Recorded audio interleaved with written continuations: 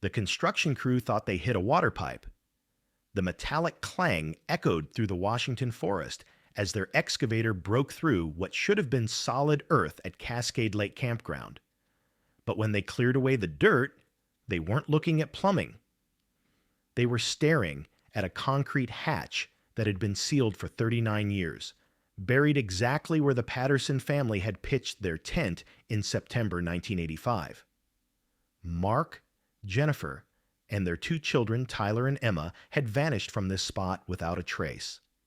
Now investigators knew why. Before we begin, subscribe to uncover the stories they tried to bury and ensure no family is ever forgotten. Main story.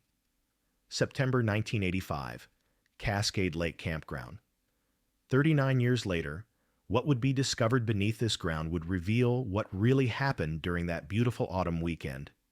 The Patterson family, Mark, Jennifer, 8-year-old Tyler, and 6-year-old Emma, had come to Washington's Olympic Forest for what should have been a perfect camping adventure.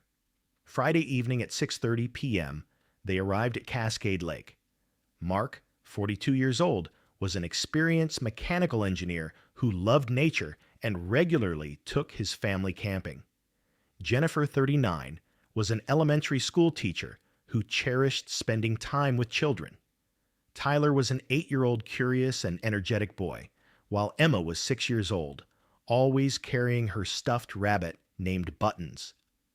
Campground manager Dave Mitchell remembered the Patterson family seeming completely normal when they checked in. They looked like any ordinary family. The kids were excited. The parents seemed like experienced campers.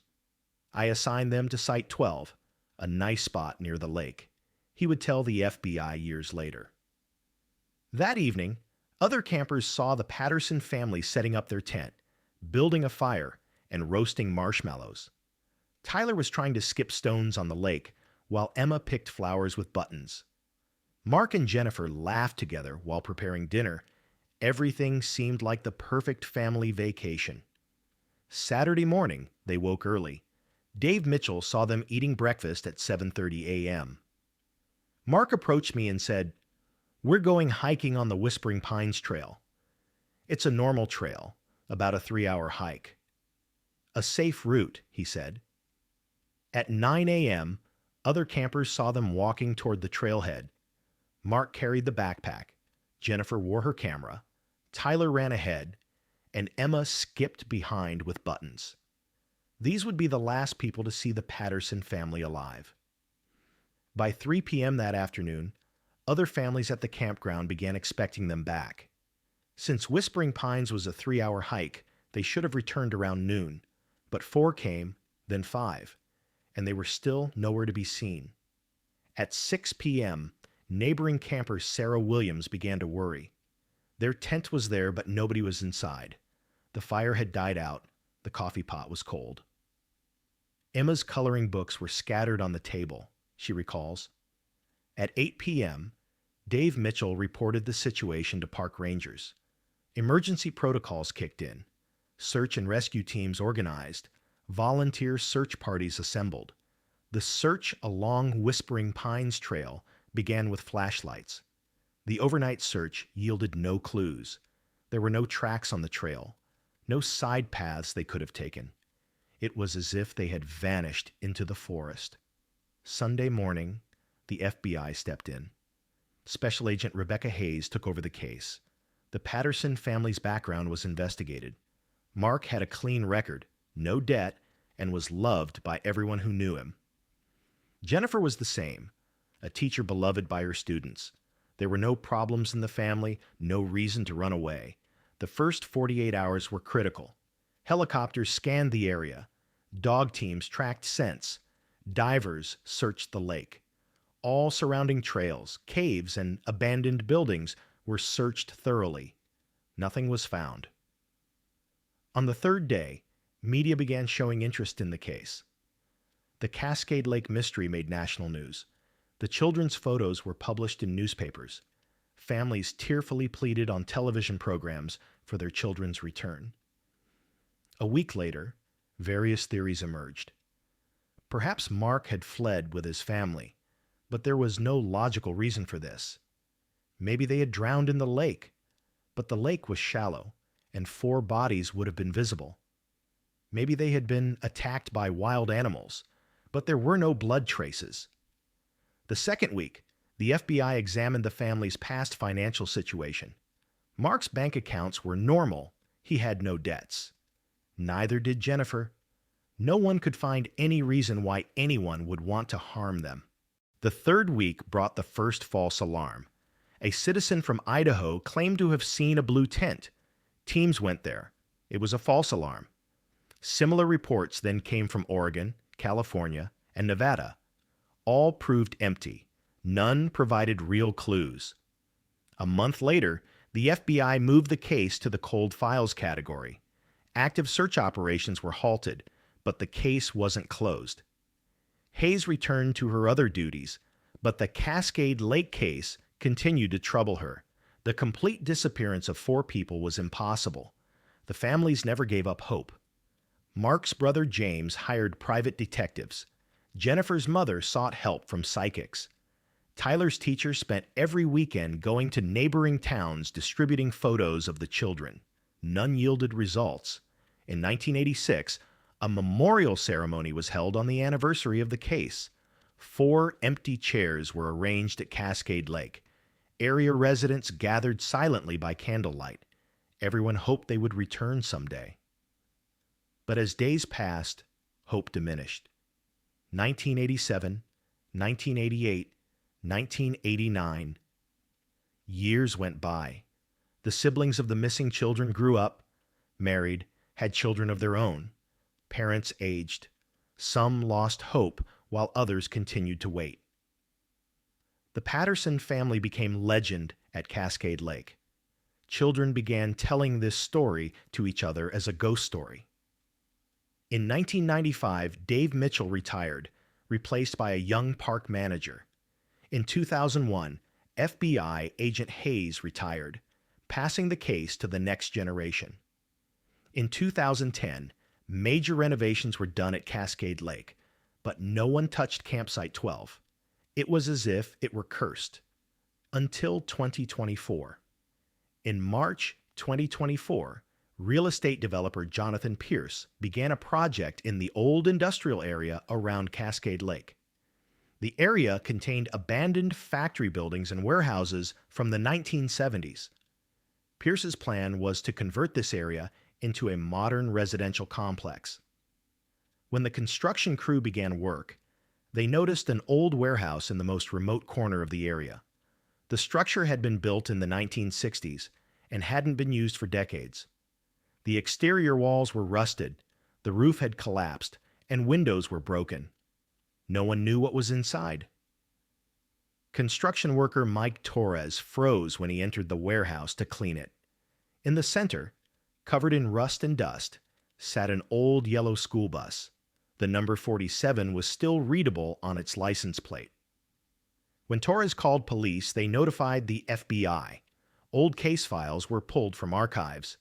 39 years later, the missing bus had been found. But the truly shocking discovery wasn't the bus's condition, but what would be discovered in the rest of the warehouse. FBI. Special Agent Sarah Chen from the Portland office took over the case. Initial examination was shocking. The bus interior was strangely clean. It looked like it had been parked yesterday. But closer inspection revealed disturbing details. Blood stains on the driver's seat, fabric fragments on back seats. Most importantly, metal rings had been mounted to the bus floor. Chen's team examined the rest of the warehouse. In one corner, they found metal tables, old medical instruments, syringes, medicine bottles. Some labels read sedative, drugs used to control victims. A hidden section was discovered in the warehouse's rear wall. Inside were 4 filing cabinets. Each cabinet had a person's photo on top. The Patterson family: Mark, Jennifer, Tyler, and Emma. The files contained horrifying details. Personal information about each family member, family situation, daily routines, fears had been recorded. Collecting this information must have taken months. Someone had been stalking this family for a long time. The most shocking discovery was the hidden room beneath the warehouse. Ground-penetrating radar detected empty space under the floor. When FBI excavated, they found a second level 3 meters deep. On both sides of the corridor were 4 small cells. Each cell was 2 square meters. Inside were beds, sinks, toilets. Walls were sound insulated, doors locked from outside. This was a long-term captivity system. In one cell, numbers scratched into the wall were found. Someone had been counting days, up to 847, approximately 2 years and 4 months. Someone had been held here that long. In other cells were children's drawings, shapes drawn with broken pencils, writings saying, "I miss home." These were silent witnesses to the children's despair here. FBI experts took DNA samples from cell walls. 4 different DNA profiles matched the Patterson family. Mark, Jennifer, Tyler, and Emma had all been held here. The horrifying truth emerged. The Patterson family hadn't disappeared. They had been kidnapped. But who had done this and why? When the warehouse's old records were examined, it was learned that it had been rented by Educational Research Solutions from 1983 to 1995. This company claimed to conduct child psychology research. The company's owner was Dr. Vernon Hayes. Vernon Hayes claimed to be a psychology doctor, but his diploma proved to be fake. In reality, he was a depraved criminal who conducted experiments on children. In 1985, he had come to Washington targeting the Cascade Lake area. Vernon's plan was this. He had stalked the Patterson family at the campground, waiting for the right moment. Saturday morning, he followed them on the trail, setting a trap in the forest. After drugging the family unconscious, he took them to the warehouse where he conducted psychological experiments. So what had happened to this family?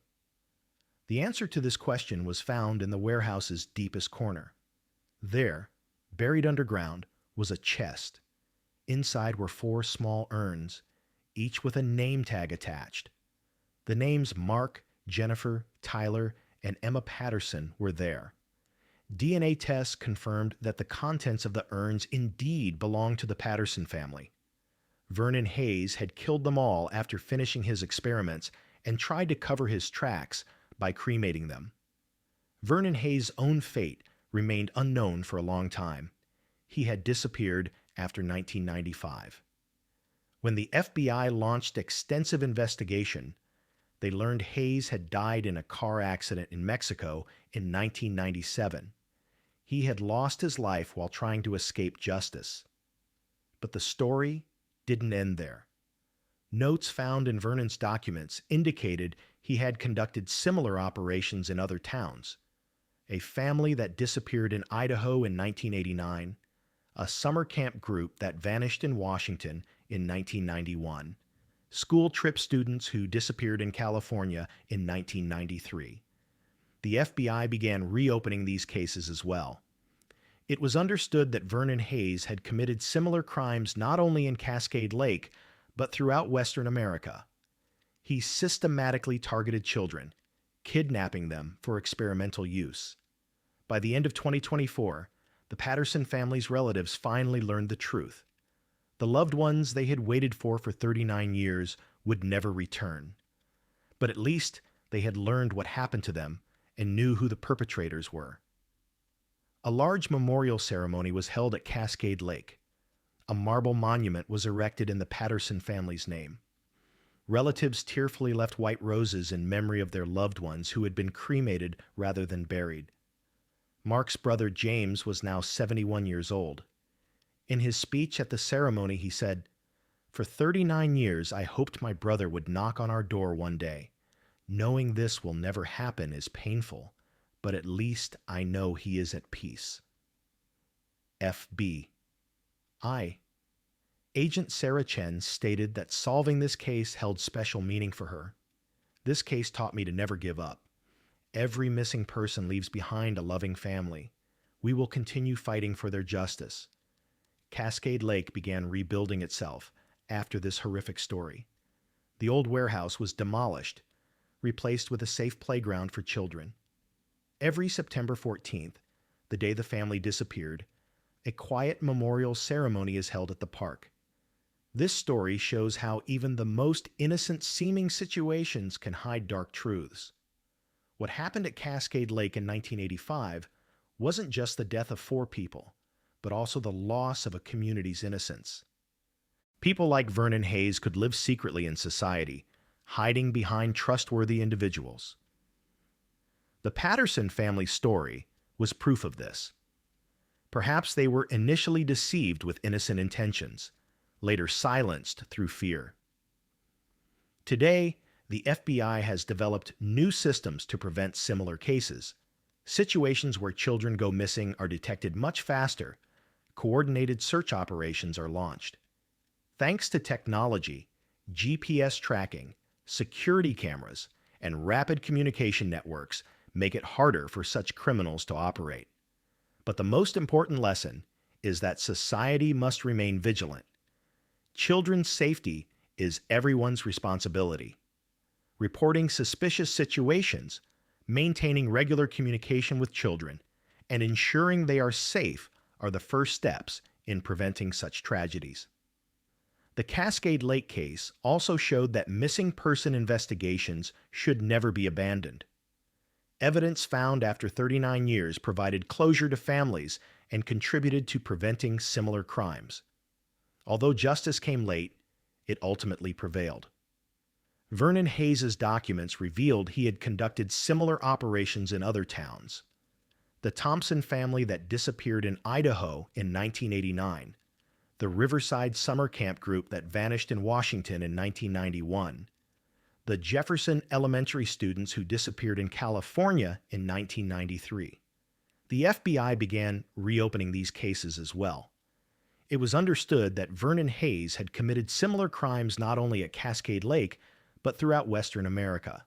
He systematically targeted children, kidnapping them for experimental use. The Idaho Thompson family case was particularly noteworthy. Father John Thompson, Mother Patricia Thompson, and their 8-year-old son Michael had vanished while camping near Boise. Their vehicle was found by the lake, but there was no trace of the family. 35 years later, after the Cascade Lake case emerged, the FBI sent a team to Idaho. The Idaho search resulted in horrific evidence found at an abandoned farmhouse 50 miles south of Boise. Vernon Hayes had established a similar system here as well. Hidden rooms in the farmhouse basement, personal belongings of the Thompson family, and Hayes' written notes were discovered. The notes revealed Hayes' psychological profile. He could be described as someone who had experienced childhood trauma and displayed sociopathic traits. His notes contained phrases like testing the limits of human behavior and observing the effects of fear and helplessness. He was an experimenter, but one whose experiments belonged to a monster who had long crossed medical ethical boundaries.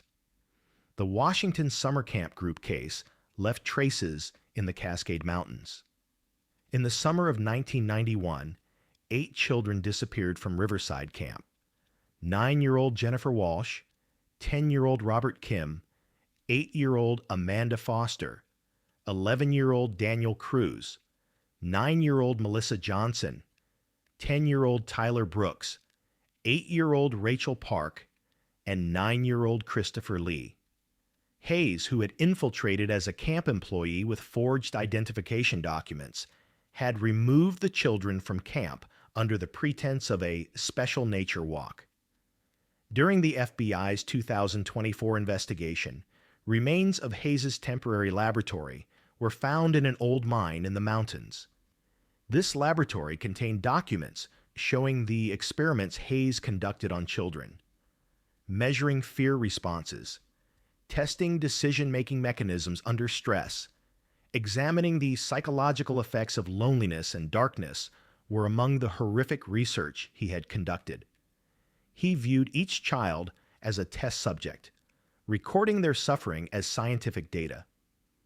The 1993 California case was even more complex.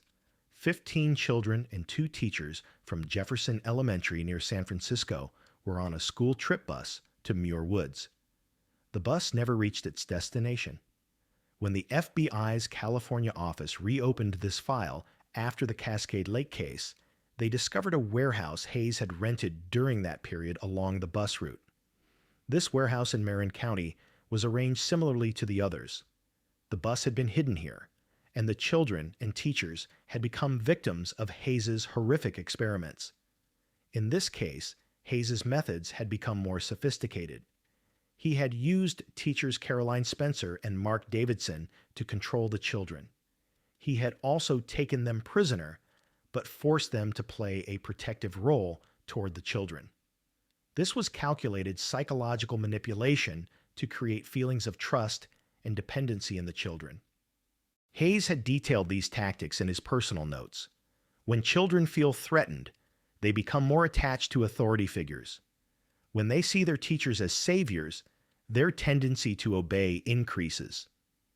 This situation is ideal for obtaining the behavioral responses I desire. The most tragic aspect of the Jefferson Elementary case was the young age of the children. The youngest was 6-year-old Emma Rodriguez. The oldest was 8-year-old Alex Chen. For children of this age, the psychological torture Hayes applied was particularly devastating. Since their mental development wasn't yet complete, the effects of the trauma they experienced were much deeper. Emma Rodriguez's parents, Maria and Carlos Rodriguez, had believed for 31 years that their daughter would return.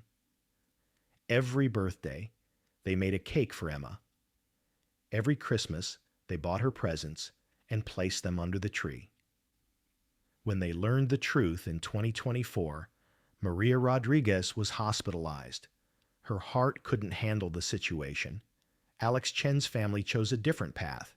After losing their child, they established a foundation for missing children. The Alex Chen Foundation had supported thousands of families over the years and financed search operations. Foundation President Robert Chen, Alex's father, said after learning the truth, "My son died, but his name will continue to live." Thanks to this foundation, other families won't experience the pain we lived through. As the scope of Hayes's crimes became clear, FBI efforts spread nationwide. Every state where Hayes had left traces from the 1970s to the 1990s was examined one by one. Colorado, Utah, Arizona, New Mexico. Similar cases were found in each. Hayes didn't only target children. Sometimes he kidnapped young couples, sometimes solitary elderly people. The Davis couple, who disappeared in Utah in 1988, the Johnson family, who vanished in Colorado in 1990, the Williams brothers, who disappeared in Arizona in 1992. All were part of Hayes's systematic crime network. Each case had the same modus operandi: kidnapping victims from safe environments, holding them captive in remote locations, conducting psychological experiments, and then killing them.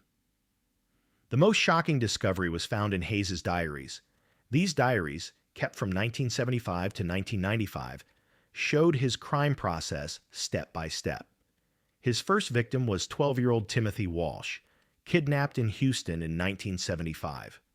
At that time, he was still amateur, his plans simple. But as years passed, his methods developed, and he perfected his system. The Timothy Walsh case became a separate investigation topic for the FBI. Files retrieved from Houston Police Department archives showed how inadequate the investigation was at that time. Technology was limited, communication networks weak. It was easy for a mobile criminal like Hayes to escape. Timothy's mother, Dorothy Walsh, was 89 years old in 2024 and still alive. When FBI agents told her the truth, she learned what happened to her son after 49 years. "I thought I would die without learning what happened to Timothy. Now I know he is at peace," she said through tears. What Hayes wrote about Timothy in his diaries was particularly disturbing. The first subject was quite successful.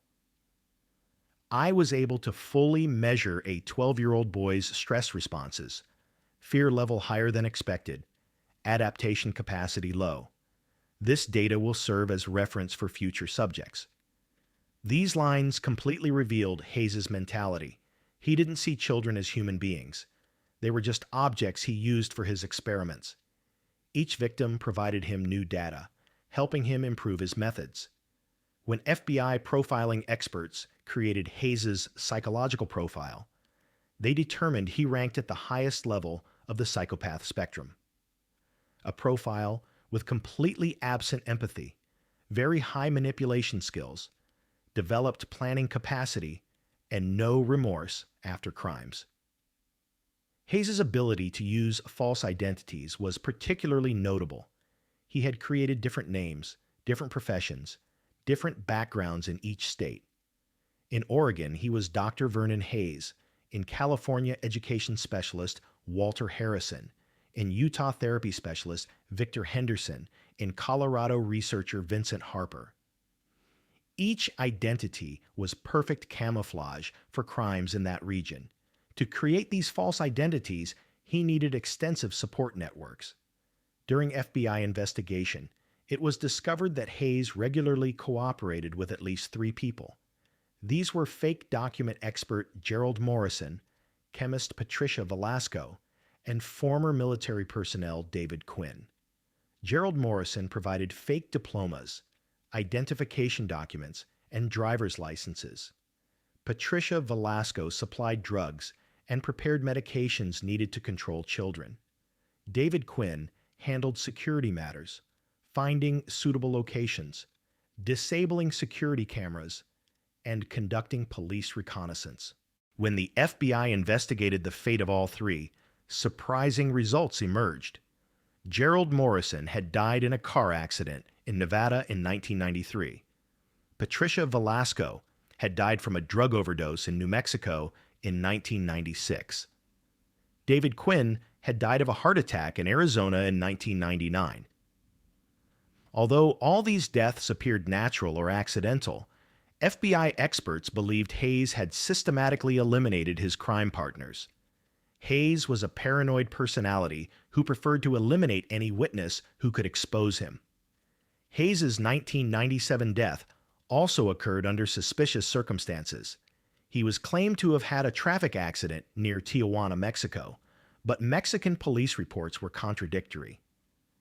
FBI agents traveled to Mexico in 2024 to reinvestigate the case.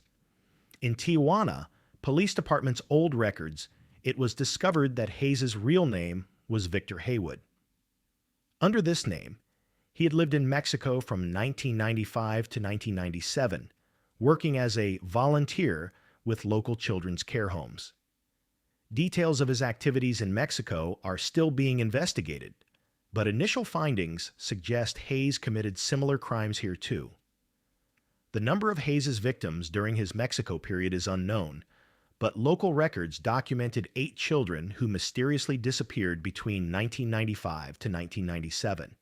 None of these children were ever found, and the cases remained unsolved. After the FBI solved the Cascade Lake case, Mexican authorities also reopened these old cases. International cooperation was initiated. Areas where Hayes lived in Mexico were searched one by one. Old witnesses were found and their statements taken. During this investigation, retired Tijuana police officer Carlos Mendez provided important testimony. He said he had written Hayes's death report in 1997, but noticed some inconsistencies in the report at that time. According to Mendez, Hayes's body was in very burned condition, and positive identification couldn't be made. DNA testing wasn't common at that time. Since the body was burned, fingerprints couldn't be taken either. We wrote the report based only on fake identification documents found in his pocket. But I always had doubts. Did that man really die? Or was this also a fake death? Mendez said. The FBI began investigating the scenario that Hayes might have lived after 1997 based on this possibility. If Hayes didn't die, he might have continued committing crimes in the 2000s. unsolved missing person cases from this period were reviewed again. 47 unsolved missing person cases in America between 2000 and 2010 matched Hayes's modus operandi. Most of these showed Hayes had aged and changed his methods. He was now targeting children less, preferring young adults. The mysterious disappearances of college students were particularly notable. Jennifer Walsh, who disappeared from Oregon State University in 2003, Michael Chen, who vanished from UC Berkeley in 2005, Sarah Rodriguez, who disappeared from University of Washington in 2007. They all had common characteristics. They lived alone, had limited social circles, and before disappearing had said they were volunteering for a research project. When the FBI discovered this connection, it was understood that during his elderly period, Hayes targeted universities. Using fake academic identities, he approached students, deceived them with psychology research pretenses, then kidnapped them. When University of California system security records were examined, a suspicious person entering campus under names like Dr. Vincent Harper, Professor Walter Harrison, Dr. Victor Henderson, between 2000 to 2008 was detected. When security camera footage was analyzed, it was thought this person could be an aged Hayes. This discovery suggested Hayes hadn't really died in 1997, but had staged a fake death scenario and changed his identity. However, traces completely disappeared after 2008. Did Hayes really die, or did he change identity again? This question still awaits answers.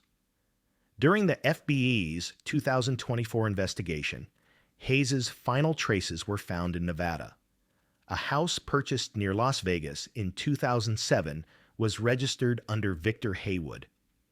The house had been empty for a long time, but when FBI teams went there, they again encountered horrific evidence. In the house's basement were 4 small rooms, medical equipment remains, and Hayes's final period writings. From these writings, it was understood that Hayes was now physically weakened, but his mental obsession continued. I'm aging, but my work isn't yet complete. I must explore the limits of young minds, he had written. The last note dated in the Las Vegas house was January 2008. After this date, there were no traces of Hayes. The FBI is evaluating all possibilities: natural death, another fake identity, escape to another country, or actual death. The Hayes file is still on the FBI's active investigation list. If he's alive, he would be 68 years old as of 2024. Considering this age, his active crime capacity is low, but theoretically he could still pose a danger. The FBI's Behavioral Analysis Unit updated Hayes' profile and shared it with local police departments. If similar cases are encountered, immediate reporting is requested. Every year Hayes lived meant more innocents suffered. The emergence of the Cascade Lake case not only illuminated past crimes, but also led to important steps in preventing future similar crimes. The FBI developed new protocols for child missing cases. The Amber Alert system was updated. Interstate coordination improved. School security systems were also reviewed. New standards were introduced, especially regarding school bus security. Technologies like GPS tracking systems, emergency buttons, and camera recording systems became mandatory. Family education programs were initiated. Seminars were organized to raise awareness among parents about children's safety. They were taught how to recognize suspicious situations and how to act in emergencies. Social awareness campaigns were conducted. Citizens were encouraged to report suspicious situations with the "See Something, Say Something" slogan. Attention to strangers' behavior in environments where children were present was emphasized. Cascade Lake not only rebuilt itself after the case, but became an exemplary community in child safety. A child safety volunteer system was established in town. Trained volunteers work in every neighborhood, ensuring children's safety during school dismissals. The Patterson Family Memorial Foundation was established. This foundation supports missing child cases, provides psychological counseling to families, and finances search operations. The foundation's slogan, "Don't stop until every child is safe." FBI Agent Sarah Chen continued her specialization in this field, dedicating herself to solving missing child cases. She developed a new investigation method called the Patterson Family Protocol. This protocol includes these steps: comprehensive search within the first 3 hours, deployment of all technological capabilities, coordinated work with media, family support provision, and long-term follow-up. Thanks to this protocol, the resolution rate for missing child cases increased from 78% to 94%. The Vernon Hayes case went down in history as one of the most extensive serial murder investigations in FBI history. This case, resulting in the deaths of at least 127 people over 50 years in 12 different states, changed police working methods. The methods Hayes used are now taught as case studies in FBI serial killer profiling courses. Future FBI agents learn how to catch systematic criminals like Hayes through this case. After solving the Cascade Lake case, similar cold files were also reopened. Child missing cases from the 1980s to 90s that couldn't be solved are being investigated with modern technologies. Thanks to DNA analysis, digital forensics, and advanced profiling techniques, cases that couldn't be solved at that time are being illuminated. As a result of these efforts, 23 different cold files were solved. 89 families had the chance to learn what happened to their children after 40 years. Each solved case heals a family's wound but also raises new questions. Hayes's exact victim count will never be known. FBI experts estimate he killed at least 200, probably over 300 people. But reaching an exact number is impossible because Hayes had destroyed most of his records. At the end of 2024, the Hayes case was officially placed in the FBI's solved but monitored category. Hayes is presumed dead, but since there's no definitive proof, the file isn't completely closed. If new evidence emerges, the investigation can become active again. The memorial ceremony held annually on September 14th at Cascade Lake is now conducted not only for the missing 4 people, but for all of Hayes's victims. During the ceremony, over 300 names are read. Each name represents a life, a family, a story. The most important message of this story is that hope should never be lost. The Patterson family, found after 39 years, showed that justice, though late, can prevail. We owe it to their memory to continue fighting for every missing person. Vernon Hayes is gone, but the trail he left will never be erased. This trail motivates society to be more vigilant, improve security systems, and better protect children. Perhaps Hayes's greatest punishment is that the evil he created resulted in making the world a safer place. That camping spot at Cascade Lake is gone now, but its story lives on, inspiring protection for future generations. Because no forgotten story is truly forgotten. Sooner or later, truth emerges and justice finds its place.